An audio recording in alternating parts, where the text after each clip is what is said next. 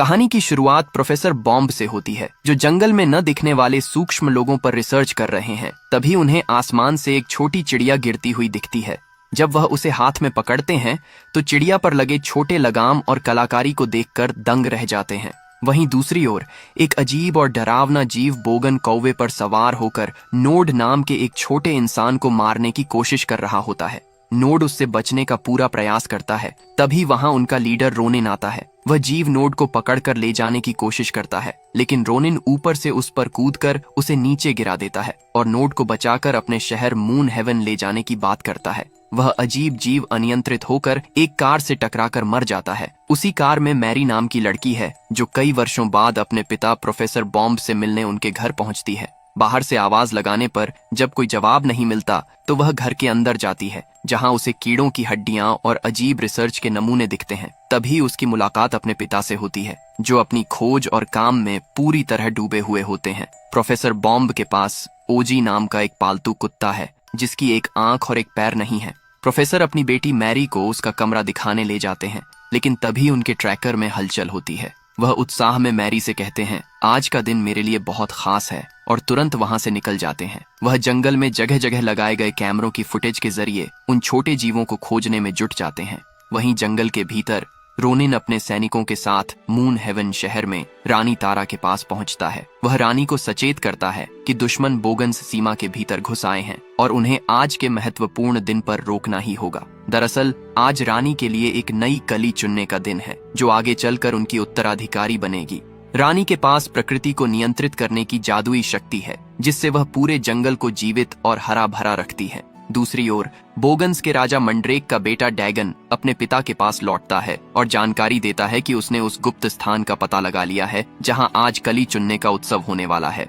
मंड्रेक को जंगल की हरियाली से नफरत है और वह उसे एक कब्रिस्तान की तरह सड़ा हुआ बनाना चाहता है, ताकि वह वहां राज कर सके। वह अपनी विनाशकारी शक्तियों से पेड़ों को सुखा देता है और अपनी योजना बताता है कि अगर रानी बिना वारिस कली चुने मर गई तो जंगल का संतुलन बिगड़ जाएगा और बोगन्स का अंधेरा पूरे साम्राज्य पर छा जाएगा। लीफमैन के ठिकाने पर नोड पहुंचता है, जहां रोनिन उसे वापस टीम में शामिल होने और अपनी जिम्मेदारी समझने को कहता है, लेकिन नोड विद्रोही स्वभाव दिखाते हुए कहता है कि वह अब बड़ा हो चुका है, उसे किसी की बंदिशों में नहीं रहना। यह कहकर वह वहां से चला जाता है। इसके बाद रोनिन अपनी सेना को पक्षियों पर सवार होकर उड़ान भरने का आदेश देता है, ताकि वे रानी की सुरक्षा कर सकें, जो अपने रथ में सवार होकर कली चुनने के उत्सव की ओर बढ़ रही है। दूसरी तरफ मैरी अपने पिता प्रोफेसर बॉम्ब को ढूंढते हुए घर से बाहर आती है और उन्हें एक पेड़ पर कैमरा लगाते हुए पाती है। प्रोफेसर उसे बताते हैं कि उन्होंने पूरे जंगल में कैमरों का जाल बिछा रखा है, जिस पर मैरी तंज कसते हुए कहती है कि वह अभी भी उसी गलतफहमी में जी रहे हैं कि जंगल में छोटे लोगों का कोई आधुनिक समाज रहता है। प्रोफेसर दृढ़ता से जवाब देते हैं कि वे लोग सच में मौजूद हैं और पर्यावरण की रक्षा करते हैं। वे मैरी को समझाते हैं कि कैसे पक्षी अपनी आवाजों से संवाद करते हैं और उसे अपना बनाया हुआ विशेष यंत्र दिखाते हैं। जब मैरी पूछती है कि वे लोग हमें दिखाई क्यों नहीं देते, तो प्रोफेसर समझाते हैं कि वे बहुत फुर्तीले होते हैं। प्रोफेसर मैरी को अपने साथ काम करने का प्रस्ताव देते हैं, लेकिन मैरी परेशान होकर उन्हें यह सब पागलपन बंद करने को कहती है। तभी प्रोफेसर का ट्रैकर फिर बजने लगता है और वह बस एक आखिरी सबूत चाहिए कहकर पागलों की तरह फिर से जंगल की ओर भाग जाते हैं। ये सब देखकर मैरी काफी निराश हो जाती है। उसे लगता है कि उसके पिता के पास उसके लिए समय नहीं है, इसलिए वह घर छोड़कर वापस जाने का फैसला करती है और उनके लिए एक विदाई पत्र छोड़ देती है। तभी उसका कुत्ता ओजी अचानक किसी चीज के पीछे जंगल की तरफ भागने लगता है और मैरी उसे वापस लाने के लिए उसके पीछे दौड़ती है। दूसरी तरफ रानी तारा नदी के किनारे पहुंचती है, जहां उनके स्वागत के लिए फूलों की कलियां बिछी हुई हैं। वहां एक नन्ही कली उन्हें देखकर कहती है, मैं बड़ी होकर आपके जैसी रानी बनूंगी। रानी अपनी उत्तराधिकारी चुनने के लिए सबसे योग्य कली की तलाश शुरू करती है। वहीं मब और ग्रब नाम के दो घोंघे रानी का इंतजार कर रहे होते हैं। जब रानी उनसे कली दिखाने को कहती हैं, तो वे अपनी पसंद की कलियां पेश करते हैं, लेकिन रानी को एक छोटी और चमकती हुई कली पसंद आती है और वह उसे अपनी शक्ति देने के लिए चुन लेती है। तभी सुरक्षा में तैनात रोनिन को एहसास होता है कि पेड़ों के पत्ते अचानक सड़ रहे हैं। वह तुरंत एक तीर चलाता है, जिससे पता चलता है कि बोगन्स सेना पेड़ों की छाल का भेष बदलकर छिपी हुई थी। देखते ही देखते बोगन्स की पूरी सेना हमला कर देती है। रोनिन और लीफमैन उनका मुकाबला करते हैं, लेकिन बोगन्स का असली निशाना रानी तारा होती है। रानी अपने रथ को तेजी से भगाती है, पर दुश्मन उन पर कूदने लगते हैं। इसी अफरा तफरी में एक बोगन योद्धा रोनिन पर हमला कर उसे उलझा देता है ताकि बाकी लोग रानी तक पहुंच सकें।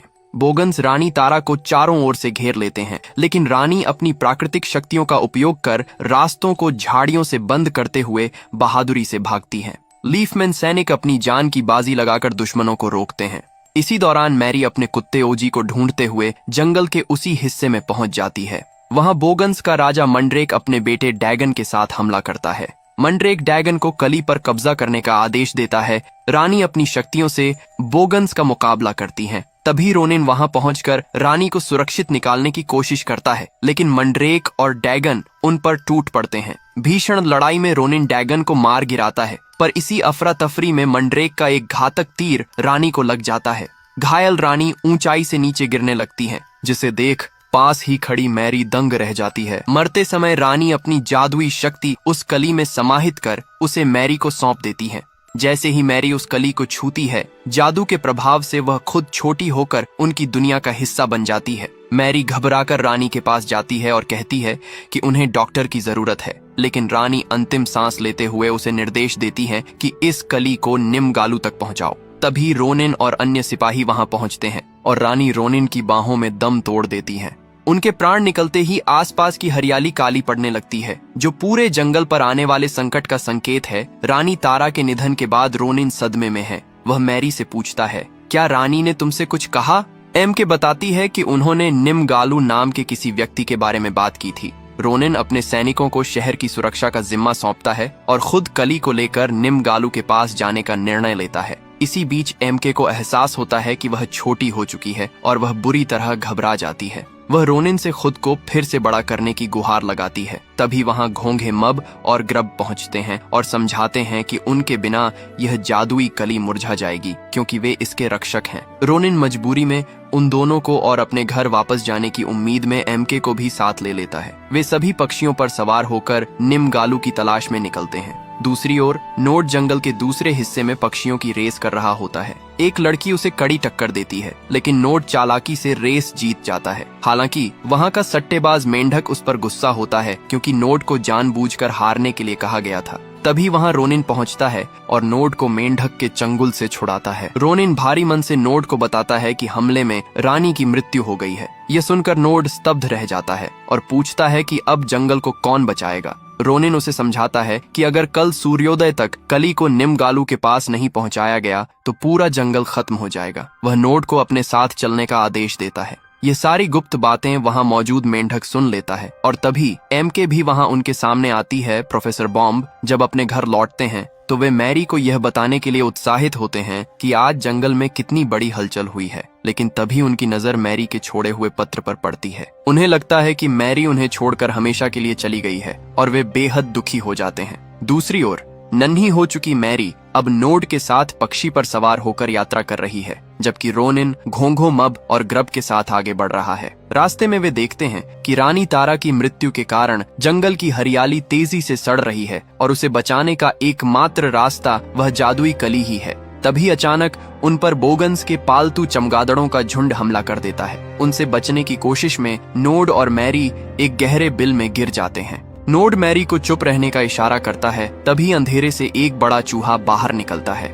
मैरी को पहले वह मासूम लगता है, लेकिन वह अचानक हमला कर देता है। नोड फुर्ती से बिल से बाहर निकल जाता है, जबकि मैरी संघर्ष करती है। एक पल के लिए वह चूहे से खुद को बचा लेती है, लेकिन दोबारा ऊपर कूदने की कोशिश में उसका सिर एक जड़ से टकरा जाता है और वह बेहोश हो जाती है। नोड उसे बचाने के लिए वापस नीचे कूदता है और चूहे का ध्यान भटकाता है, लेकिन चूहा अपनी पूंछ से उसे जकड़ लेता है। जैसे ही चूहा हमला करने वाला होता है, रोनिन सही समय पर वहां पहुंचकर उसे भगा देता है और मैरी को होश आ जाता है। रोनिन अब सावधानी बरतते हुए मैरी को अपने साथ चलने को कहता है और नोड को घोंघो मब और ग्रब की सुरक्षा की जिम्मेदारी सौंपता है। इस पर ग्रब मजाकिया अंदाज में नोड को चेतावनी देता है कि वह लड़की मुझ पर फिदा है, इसीलिए तुम उससे दूर ही रहना। दूसरी ओर बोगन्स जंगल की हरियाली को तेजी से नष्ट कर रहे हैं। तभी वहां वही लालची मेंढक पहुंचता है, जिससे मंड्रेक जादुई कली के बारे में पूछताछ करता है। कली के सुरक्षित होने की खबर सुनकर मंड्रेक गुस्से में अपनी शक्ति से एक पेड़ को धराशायी कर देता है, जिसके बाद मेंढक गद्दारी करते हुए बता देता है कि वे लोग कली को लेकर निमगालू के पास जा रहे हैं। रोनिन, एम के, नोड और घोंघे छिपते छिपाते विशाल पेड़ की ओर बढ़ते हैं, जहां जंगल के सभी जीव सड़न की समस्या से घबराकर निमगालू की शरण में आए हुए हैं। रोनिन बताता है कि निमगालू जंगल के सबसे बुजुर्ग और ज्ञानी इतिहासकार हैं। जब निमगालू बाहर आते हैं तो वे देखते हैं कि रानी तारा अब नहीं रही और पूरा जंगल खतरे में है। वह परेशान होते हैं कि लोगों को क्या जवाब दें। तभी रोनिन उनके पास पहुंचता है। निमगालू कली को सुरक्षित छिपाने की बात करते हैं, लेकिन एम के उन्हें बताती है कि रानी ने खुद उसे यह कली निमगालू तक पहुंचाने का आदेश दिया था। निमगालू शुरू में असमंजस में होते हैं कि इस कली का क्या करना है, इसलिए वे उन सभी को अपने जादुई पुस्तकालय के भीतर ले जाते हैं, जहां जंगल के भूत, भविष्य और वर्तमान की हर घटना का लिखित विवरण मौजूद है। निमगालू अपनी प्राचीन किताबों और चिट्ठों में कली के बारे में जानकारी ढूंढते हैं, जिससे पता चलता है कि यदि रानी ने इसे चुन लिया है तो आज रात पूर्ण चंद्रमा की रोशनी में इसका खिलना तय है। ग्रब जिज्ञासावश पूछता है, अगर यह अंधेरे में खिल जाए तो क्या होगा? लेकिन गालू बताते हैं कि उस जानकारी का आधा हिस्सा गायब है, जिससे खतरा बना रहता है। इसी बीच मैरी अपने घर लौटने का रास्ता पूछती है तो निमगालू उसे एक विशेष जादुई चित्र दिखाते हैं, जिससे रानी तारा का एक संदेश प्रकट होता है। रानी का साया मैरी से कहता है कि कली को उसकी जरूरत है और यहाँ उसके होने का एक बड़ा मकसद है। वह बताती है कि जब कली चांद की रोशनी में खिलेगी तभी मैरी अपने असली रूप में वापस लौट पाएगी।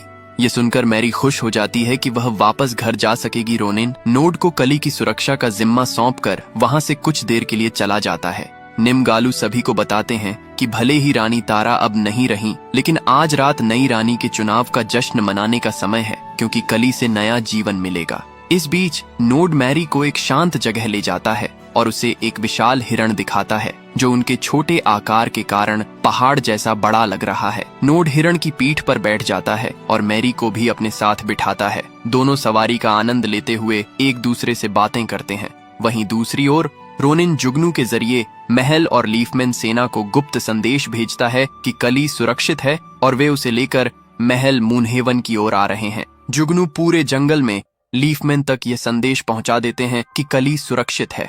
इस बीच नोड और मैरी हिरण की सवारी का आनंद ले रहे होते हैं, जबकि घोंघे मब और ग्रब कली की नमी बनाए रखने के लिए उसकी देखभाल कर रहे होते हैं। तभी अचानक बोगन्स का राजा मंड्रेक अपने खूंखार अजीब जीव पर सवार होकर वहां धावा बोल देता है। मंड्रेक की दहशत से सब तितर बितर हो जाते हैं और वह मौके का फायदा उठाकर मब, ग्रब और जादुई कली को अगवा कर अपने साथ ले जाता है।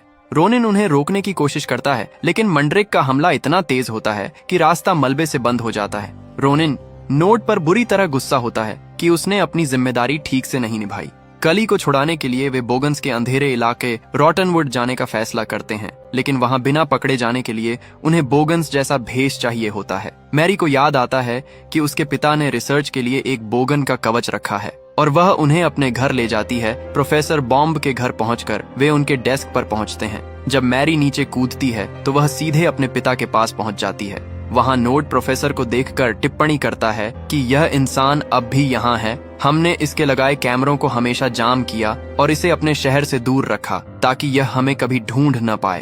अपने पिता के बारे में ये बातें सुनकर मैरी भावुक हो जाती है और गर्व से कहती है, मैं इसी इंसान की बेटी हूँ। उधर मंड्रेक अपने ठिकाने पर कली को रखते हुए मब और ग्रब को बताता है कि वह फटे हुए पन्ने का रहस्य जान चुका है। यदि यह कली अंधेरे में खिलेगी तो इससे एक ऐसा वारिस पैदा होगा जो पूरे जंगल को तबाह कर देगा। रोनिन और नोड प्रोफेसर बॉम्ब के डेस्क से बोगन्स के कवच इकट्ठा करने लगते हैं, जबकि मैरी अपने पिता के पास जाकर उन्हें आवाज देने की कोशिश करती है, लेकिन छोटा आकार होने के कारण प्रोफेसर को कुछ सुनाई नहीं देता। तभी वहां उनका कुत्ता ओजी पहुंच जाता है और मैरी को देख उसके पीछे भागने लगता है। रोनिन और नोड भी ओजी से बचने के लिए भागते हैं, जिसे देख प्रोफेसर को हलचल महसूस होती है और वे अपनी मशीन क्लीनर चालू कर देते हैं। रोनिन चतुराई से एक तीर प्रोफेसर के पास चलाता है, जिससे उनकी चाय का कप ओजी पर गिर जाता है और उन्हें भागने का मौका मिलता है। हालांकि प्रोफेसर अपनी मशीन से मैरी को पकड़ लेते हैं। जब प्रोफेसर अपनी खास दूरबीन से मैरी को करीब से देखते हैं तो अपनी बेटी को इतना छोटा देख सदमे में आकर बेहोश हो जाते हैं। मैरी आजाद हो जाती है और अपने पिता को आई एम सॉरी कहते हुए उनके मैप पर अपनी लोकेशन का निशान छोड़कर वहां से निकल जाती है। इसके बाद रोनिन, नोड और मैरी बोगन्स का भेष धारण कर उनके अंधेरे इलाके रॉटनवुड में घुस जाते हैं। वहां मंड्रेक ने मब और ग्रब को एक पिंजरे नुमा बिल में कैद कर रखा होता है। चारों तरफ चमगादड़ों को देख मैरी घबरा जाती है। रोनिन योजना बनाता है कि वह बोगन्स का ध्यान भटकाएगा, जबकि नोड और मैरी चुपके से कली को छुड़ाएंगे। नोड और मैरी घोंघों के छोड़े हुए चिपचिपे निशान का पीछा करते हुए मब और ग्रब के पास पहुंचते हैं और उन्हें आजाद कराते हैं। लेकिन तभी एक बोगन सैनिक और उसके साथी उन्हें कली ले जाते हुए देख लेते हैं और उनका पीछा करना शुरू कर देते हैं। बोगन्स के इलाके में रोनिन का सामना सीधे मंड्रेक से होता है, जहां मंड्रेक गर्व से कहता है कि इनसे मैं अकेला निपटूंगा, और दोनों के बीच भीषण युद्ध छिड़ जाता है। दूसरी ओर नोड और मैरी कली को लेकर भागने की कोशिश करते हैं, लेकिन बोगन सैनिक उन्हें घेर लेते हैं। नोड बहादुरी से लड़ते हुए बोगन्स को नीचे गिरा देता है, जिसे देख मंड्रेक क्रोधित होकर अपने सभी सैनिकों को एक साथ हमला करने का आदेश देता है। रोनिन अकेले ही बोगन्स की सेना को रोक लेता है और नोड मैरी को कली लेकर तुरंत वहां से निकलने को कहता है।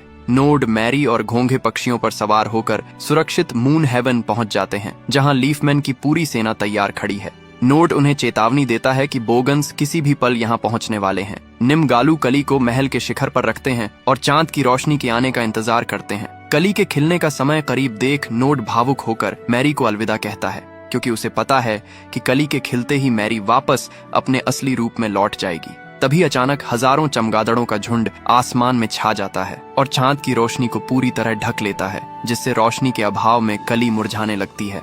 यह देख नोड और सभी लीफमैन सैनिक अपनी जान की बाजी लगाकर चमगादड़ों के घेरे को तोड़ने और बोगन्स को रोकने के लिए हवा में भीषण युद्ध शुरू कर देते हैं। मैरी भी युद्ध में शामिल होने की सोचती है, लेकिन निमगालू उसे चेतावनी देते हैं कि अगर तुम्हें घर लौटना है तो कली के खिलते समय तुम्हें उसके पास रहना होगा। तभी मैरी को एहसास होता है कि इस संकट में उसे अपने पिता प्रोफेसर बॉम्ब की मदद चाहिए। वह पक्षी पर सवार होकर अपने पिता के घर की ओर उड़ती है। दूसरी तरफ चांद की रोशनी रुकने के कारण कली अंधेरे में खिलने लगती है, जो विनाश का संकेत है। मैरी अपने पिता के कैमरों के सामने जाकर चिल्लाती है, लेकिन प्रोफेसर सदमे में होने के कारण इसे अपना भ्रम समझकर कैमरे बंद करने लगते हैं। मैरी हार नहीं मानती और अलग अलग कैमरों के सामने जाकर उन्हें संकेत देती है। तभी एक बोगन सैनिक मैरी पर हमला करता है। इसी बीच प्रोफेसर की नजर उस मैप पर पड़ती है जहां मैरी ने निशान छोड़ा था और उन्हें सब समझ आ जाता है। वह सीधे उस लोकेशन की ओर आते हैं और ओजी मैरी पर हमला कर रहे बोगन्स को खा जाता है। प्रोफेसर मैरी को अपने हाथ में उठाते हैं और अपने विशेष यंत्र की मदद से उसकी आवाज सुनते हैं।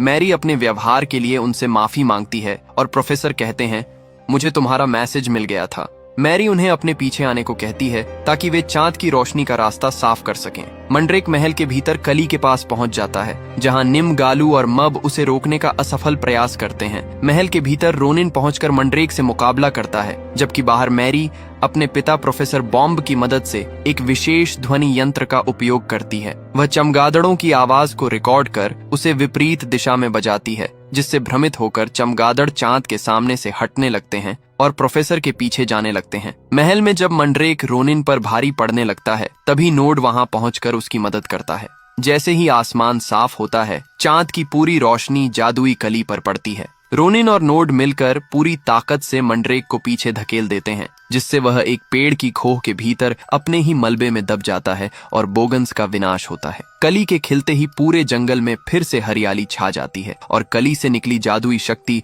उस छोटी बच्ची फूल की कली में समाहित हो जाती है, जिससे वह नई रानी बन जाती है। सभी लीफमैन नई रानी के सम्मान में झुकते हैं। नोड को लगता है कि मैरी वापस अपनी दुनिया में चली गई है, तभी मैरी वहां पहुंचती है। हालांकि कली के खिलने का समय समाप्त होने वाला होता है, लेकिन नई रानी अपनी विशेष शक्तियों का उपयोग कर मैरी को उसके असली मानवीय रूप में वापस भेज देती है।